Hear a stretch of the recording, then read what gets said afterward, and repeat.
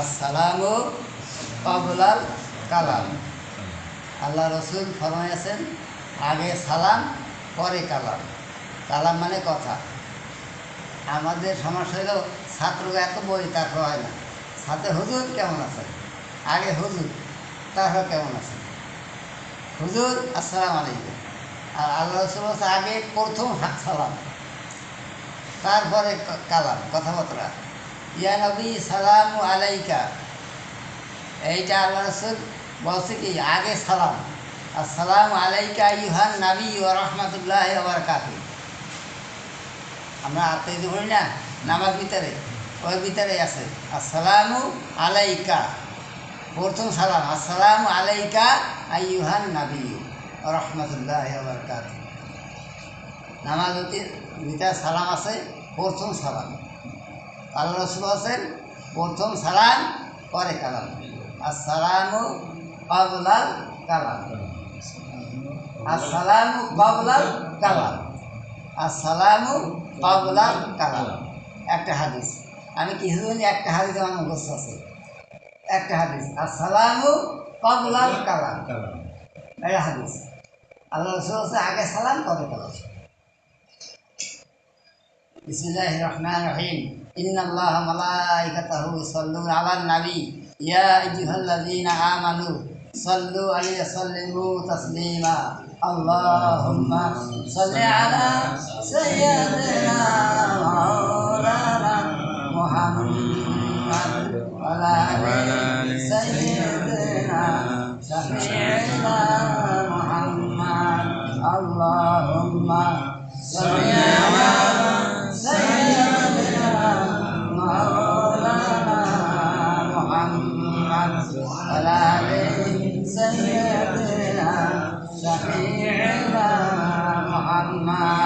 কোথায় ফেলছিলে রায় পাথর মারলি কাহার গায়ে, আমরা পেলে সুমা দিতাম দয়ার নবীর সোনার পায়ে। আল্লাহুম্মা সাল্লি আলা সাইয়্যিদিনা মাওলানা মুহাম্মাদ ওয়া আলা আলি সাইয়্যিদিনা শাফিঈনা মুহাম্মাদ।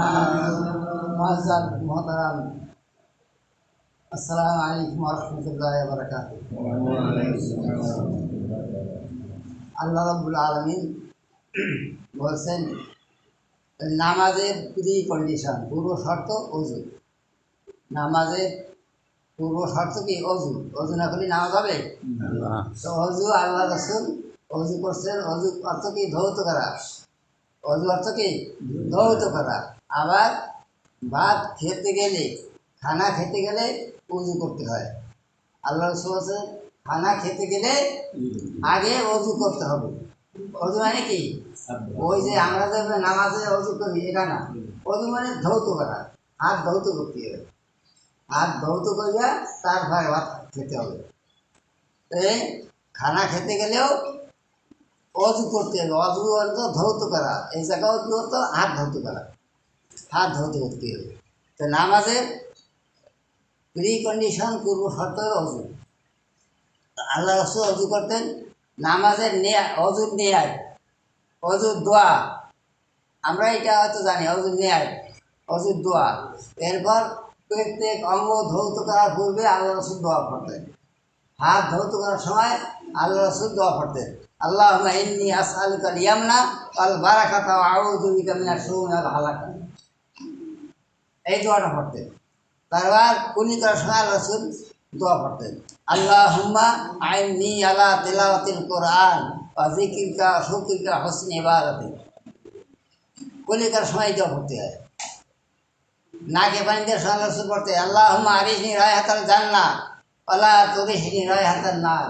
অর্থাৎ কিয়ামতের ময়দানে মানুষ জান্নাতের জ্ঞান পাবে আর জাহান্নামের গন্ধ, দুর্গন্ধ এটাও পাবে। কিন্তু ভালো মানুষই আপনার জান্নাতের ঘ্রাণ পাবে। আল্লাহ রসুল বলছেন আল্লাহুম্মা আরিহনি রায়হাতাল জান্নাহ, হে আল্লাহ আমি যেন নাক থেকে জান্নাতের ঘ্রাণ পাই।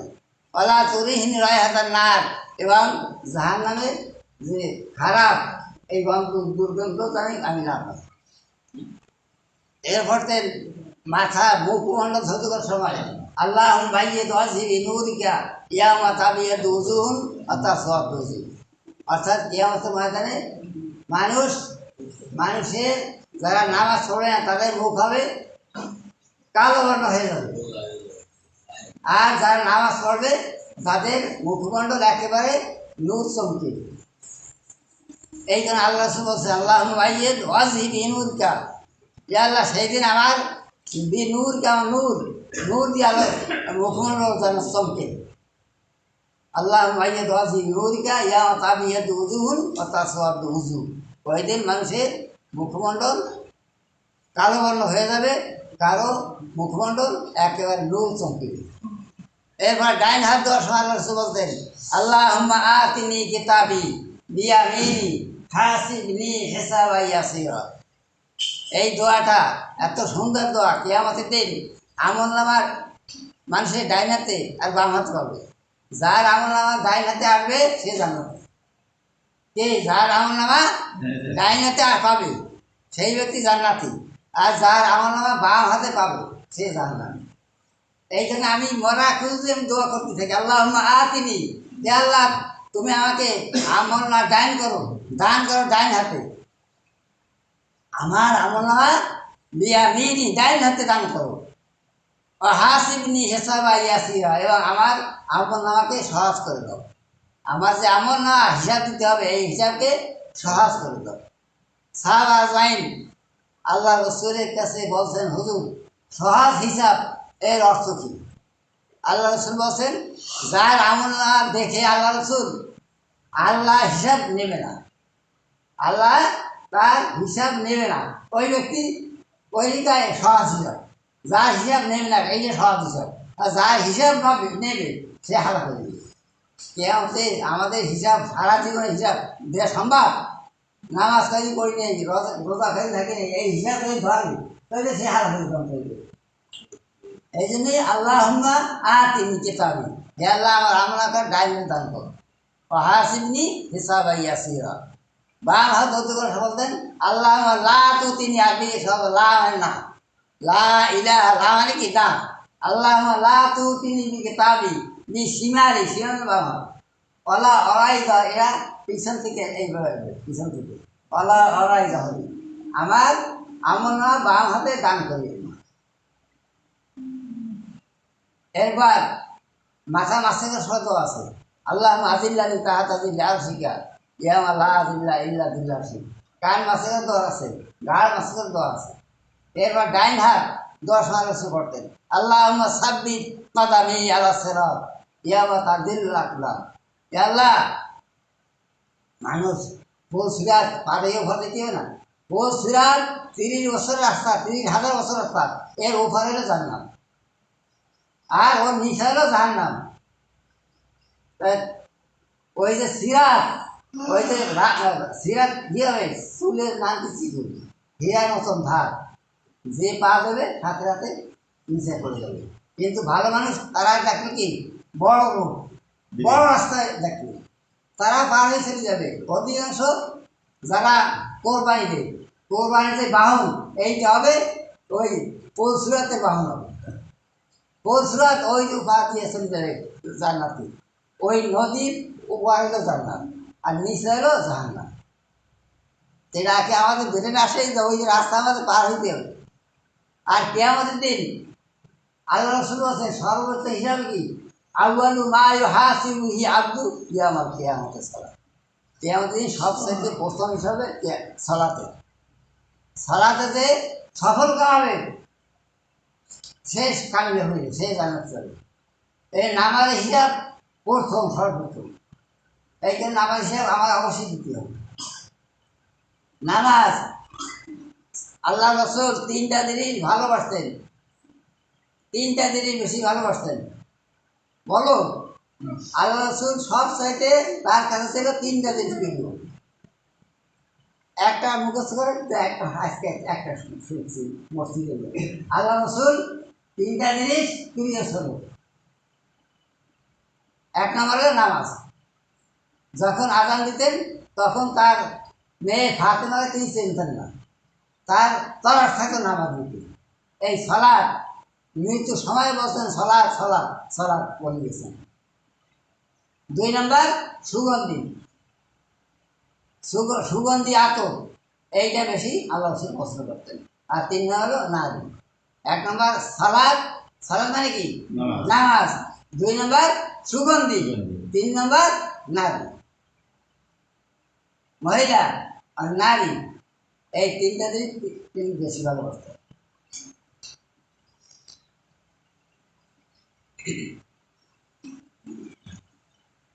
তো আল্লাহ রসুল এই ডাইন পা দেওয়ার সময় বলছে কি আল্লাহ সাব্বিত কদামি, হে আল্লাহ আমার কদম পা মজবুত রাখিও। যখন পৌঁছতে পা দেব তখন আমার পা মজবুত রাখিও। যেদিন ইয়ামা তাদের রাখতাম, যেদিন মানুষের পা পিছিয়ে যাবে ওই দিন আমার পা মজবুত রাখিও। এরপর বাম পা দেওয়ার সময় বলতে আল্লাহম্মা আদিল্লাহি আল্লাহম্মা। এরপর বাম হাত পা ধরতে করার সময় দোয়া করতেন। এর শেষে অজু শেষে কলেমায় শাহাদাত পড়তেন। কলেমায় শাহাদাত এইটার ফজিলত কি? অজু শেষে কলেমায় শাহাদাত পড়তে হয়। আশহাদু আল্লা ইলাহা ইল্লাল্লাহু ওয়াহদাহু লা শারীকা লাহু ওয়া আশহাদু আন্না মুহাম্মাদান আবদুহু ওয়া রাসূলুহু। এইটা পড়বে যে এই আমল যে করবে কিয়ামত তার জন্য 8টা জান্নাত খোলা থাকবে। সুবহানাল্লাহ কবেন না? 8টা জান্নাত তার জন্য খোলা। যে নামাজের অজু শেষে কলেমা পড়বে। এক হাদিস আছে টাকায় ভর্তি হবে, আর এক হাদিস আছে এমনি ভর্তি হবে। আমি এক জায়গায় আসলে টাকা দেয় ভাই তখন ভর্তি হবে। যদি আপনি ভাড়া থাকেন না আসেন টাকা দেবেন কলেমা সাহায্য। এরপর আল্লাহ বলছেন কি যে ব্যক্তি নামাজের শেষে ফরজ নামাজের পরে আয়াতুল কুরসি পড়বে। আয়াতুল কুরসি এই তো সবাই জানে নামাজের ভিতরে সব চাইতে ফজিলতপূর্ণ আয়াত হলো আয়াতুল কুরসি। সূরা বাকারার ভিতরে 3 পারায় আয়াতুল কুরসি। এইটা যে রেগুলার পড়তে পড়তে শেষ বিদায় হবে তার আল্লাহ রাসূল বলছে মরার সাথে সাথে জান্নাতে যাবে। মরার সাথে সাথে জান্নাতে যাবে। এখন যাই না কেন মহিনে তো যাই এতে করার সাথে সাথে যাবে না। এরপর আল্লাহ রসুল বলছে আল্লাহ রসুল আমরা কার উম্মত? আমরা কার উম্মত? আমাদের নবী হযরত মুহাম্মদ মুস্তাফা সাল্লাল্লাহু আলাইহি ওয়াসাল্লামের উম্মত। কিন্তু আমরা এমন কথা ঘোড়া 2 জন হাজি গেছে হজ করতে। এক হাজি আর এক হাজি আমরা কোন নবীর উম্মত? কয়েক আমরা ঈসা নবীর উম্মত। ঠিক আছে? এখন ওখাই তোমার হয়নি আমরা মুসা নবীর উম্মত। একজন রয়েছে দেখ অবস্থা কি 2 হাজি গেছে হজ করতে, একজন ঈসা নবী আর মুসা নবী। তো বুড়ো বুঝুই আমাদের নবী তার উম্মতকে জান্নাতে নেওয়ার জন্য এমন এমন দোয়া শিখে গেছেন। কবরে আযাব মা ভাই কোন দোয়া পড়ি জানেন? কবরে আযাব হবে না। কোন দোয়া? সূরা মুলক। সূরা মুলক তাবারাকাল্লাযী বিয়াদিহিল মুলক বেশি বড় না। যে কোরআন পড়তে হবে এটা হবে। ঈশা নামাজ পড়। ঈশা নামাজ পড়ে না পড়িয়ে গোয়া ফেলবে না। কবর আযাব হবে না। কবর আযাব যা আযাব দিতে যাবে আযাবের ওই যে মূল কইলে একজন ফেরেশতা দাঁড়ায় দেবে যে আমি আমাকে সব মাসের না ফড়িয়ে সে ঘুমা ফেলবে। ওই দিন তার কবর আযাব দিতে হবে। তার বাধা হয়েছিল। এমনিভাবে কথা কত আসে একটা কথা। এই হযরত মুসা নবী মুসা কালিমুল্লাহ। মুসা কি বলতেন? মুসা কালিমুল্লাহ। মুহাম্মদুর রাসূলুল্লাহ। ঈসা রূহুল্লাহ। মুসা কালিমুল্লাহ। কালাম মানে কথা। কালাম মানে কি? কথা। মুসা আল্লাহর সাথে কথা কইতে তুর পাহাড়ে দিয়ে এই জন্য কয়েছে মুসা কালিমুল্লাহ। তা মুসা তুর পাহাড়ে যাবে।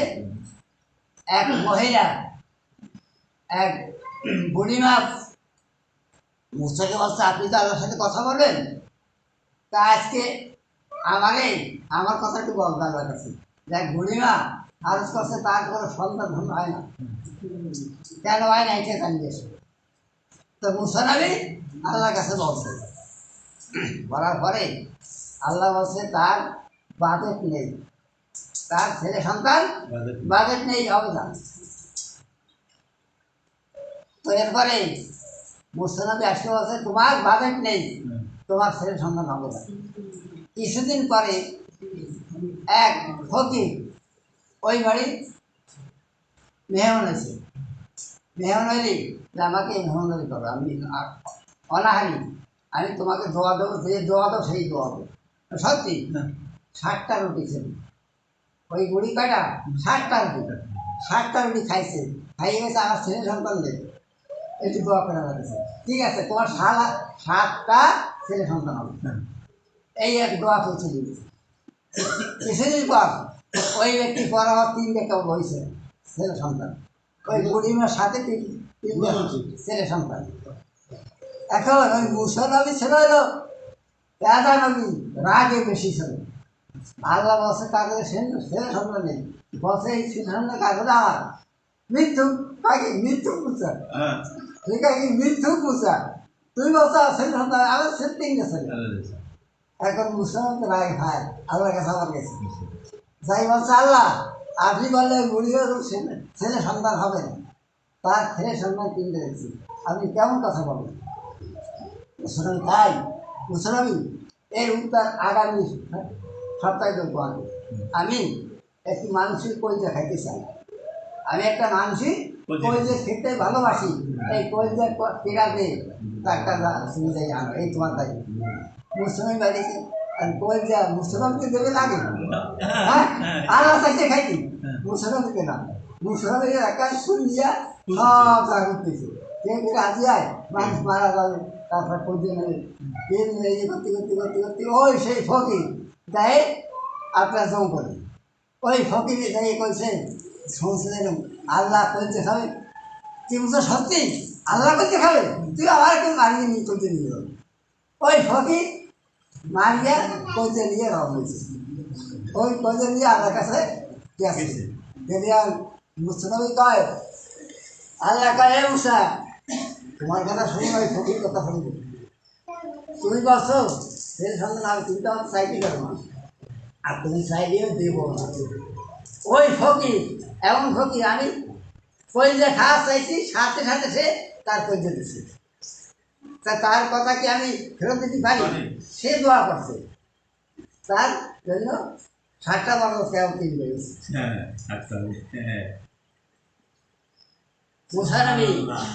মুসানবী একদিন নামাজ না হলে একটা বর্ষা না হলে একটা নামাজ হতে না, ওটা তো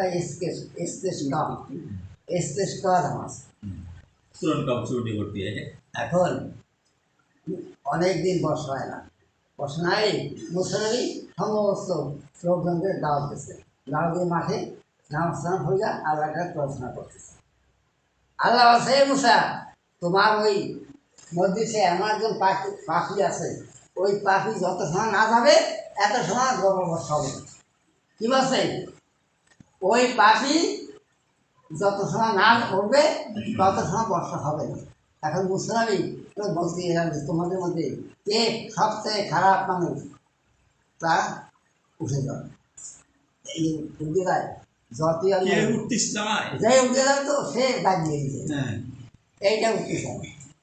তখন ও গেল আল্লাহর সাথে সাথে সাথে তওবা করছে আল্লাহর কাছে, আল্লাহ আমি আর জীবনে আমি আর এই অন্যায় কাজ করব না, আচ্ছা মহিলাজনিত ঘটনা এইটা এগুলো সে এই ঘটনাটা করব। যখন পানি টপটা এই শব্দ পড়ে গেছে আবার দোয়া করে দিয়েছে, যা দিয়েছে এই ঘটনাটা সে পড়ে গেছে, সাথে সাথে বর্ষা করছে। এখন মুসলমান এমন লোক আল্লাহ কয়েছে ওই লোক যত সময় না উঠবে এত সময় বর্ষা হবে না, লোক উঠলে বর্ষা হবে। আল্লাহর কাছে আল্লাহ কথা বলা যায়, আল্লাহ আপনি কইলেন কি হইল, আপনি বললেন যে ওই ব্যক্তি না যত সময় না উঠবে তত সময় বর্ষা হবে না। মুসানবী আল্লাহর কাছে বললেন, আল্লাহ বলছে এ মুসানবী কথা ঠিক আছে, কিন্তু ওই ব্যক্তি তবা করছে আমার কাছে, এমন তবা করছে এমন তবা করছে ও চোখের পানি দেখতে দেখতে আমার রহমতের জরিয়ায় জোর খাইছে, আমি বসা দিয়েছি। আচ্ছা, এইটা হলো আমরা হলাম গুণাগার বান্দা, আমরা সব গুণাগার না। এই তবা একটা হলো তবা, আল্লাহ নবী জীবন তবা গুণা করছেন, আল্লাহ নবী পূর্বপর গুণা করেননি, তিনিও 100 তবা করতেন, তিনিও কয়বার তবা করছেন? 100বার। একটা সুরাই মোজামেলে শেষ হয়, সুরাই মোজামেলে শেষ হয় আস্তাগফিরুল্লাহ ইন্নাল্লাহ গফুর রহিম, এইটুকু শব্দ আস্তাগফিরুল্লাহ ইন্নাল্লাহ গফুরুর রহিম, এইটা সবসময় দোয়া আছে এবং আল্লাহ ক্ষমাশীল করবেন। আস্তাগফিরুল্লাহ ইন্নাল্লাহ গফুর রহিম।